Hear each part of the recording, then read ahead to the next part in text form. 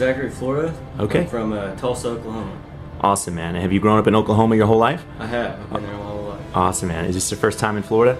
It is. Okay. It's What do you think really so far, nice. man? It's nice, man. I love the weather. The people are really nice. I mean, it's just a lot to do. Yeah. I really like it here. Got into the airport okay? Any problems? I did. No problems at all. Awesome, man.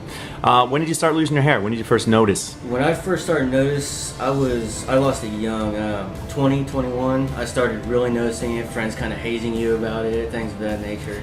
Okay, so they were kind of ribbing you, teasing you about it, and Yeah, that's I like that. at 21 years of age. So that must have been kind of a blow to the confidence, I'm sure, back then. Oh man, yeah. Yeah. It's horrible. Does it I mean, 20 years old and losing your hair.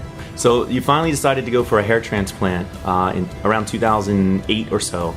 Right. And initially you went to a place in Oklahoma? I did. I went to a place in Oklahoma that I was not happy with whatsoever. Okay, and you weren't happy because you didn't get the coverage you wanted or the density or what? I didn't get the coverage I wanted. They looked unnatural. They were placed strangely, large grafts, just all around bad. Okay. So you had that result. You waited, 9 months to a year, didn't like it. In 2000, then you decided to get another transplant in 2011. Correct. Okay, and that was in San Antonio. That was in San Antonio. Okay. That one went phenomenal. Excellent. I had no problems whatsoever. I really liked it, but over time, I lost additional hair, so that's what I'm doing here. Okay, and I understand you were on Propecia at one point, and then unfortunately you had trouble getting it refilled, and then I did, and then of course I lost my natural hair on it, so that's definitely something you want to stay on, is stay on your medication on it, keep what you have. Excellent. Okay, thanks for the advice. And so what are you trying to accomplish today? To not look bald. So if somebody was, say, walking down the street, somebody didn't know, they looked at me, they wouldn't think twice. They wouldn't give you the, when they first meet you, the eyes look. Everybody knows that's losing their hair. It's very frustrating. But And you can catch people looking at your hairline Right. first and then your eyes second. kind of thing. exactly. Yeah. That's. Okay. And how old are you now? I'm 30. All right, man. Well, we're going to knock it out of the park today. Thank you for being such a good sport and letting people hear about your story.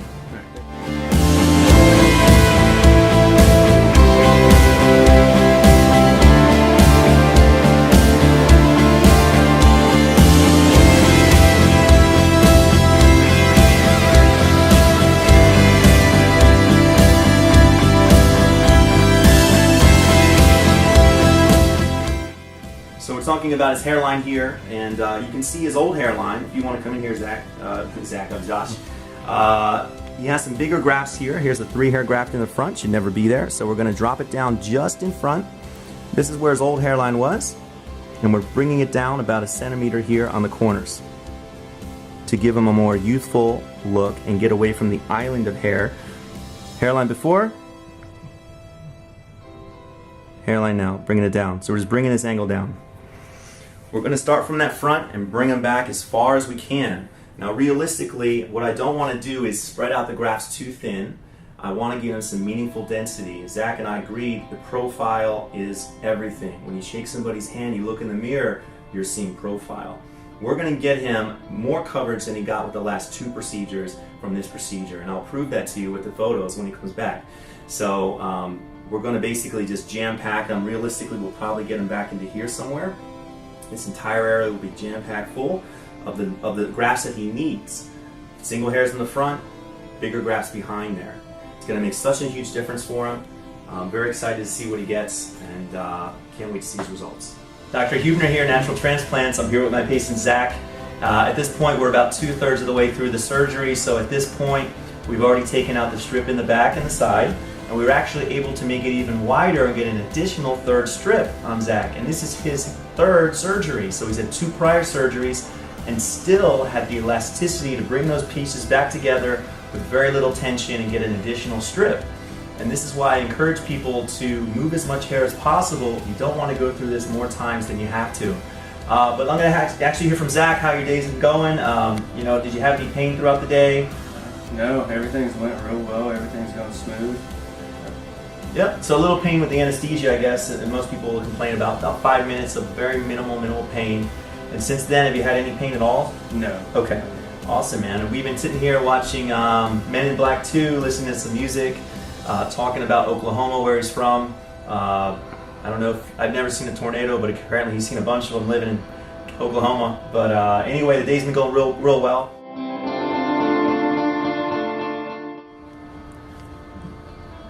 but his hair is completely covering it up. Here's a little good example of how it looks. Completely approximated all the way through. There is a suture line. And there is a little bit of post-op oozing. That's completely normal, and that will stop.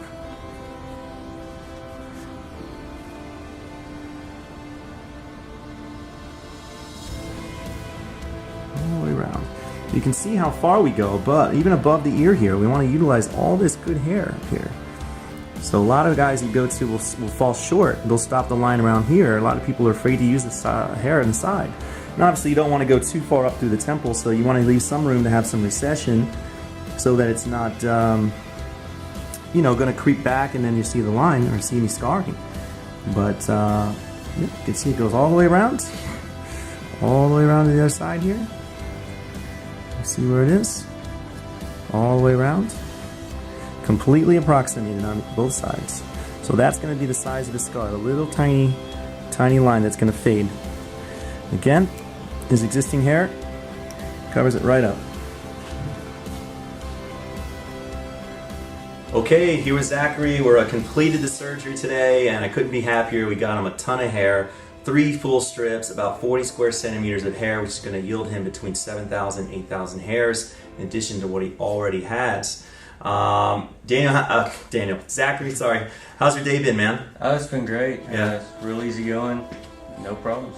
Cool. Are you in any pain right now? No. Awesome. If you want to zoom in here, just kind of look at what we did here. You can see that his where his new hairline is going to be. These are going to be the tiny grafts, nice and staggered.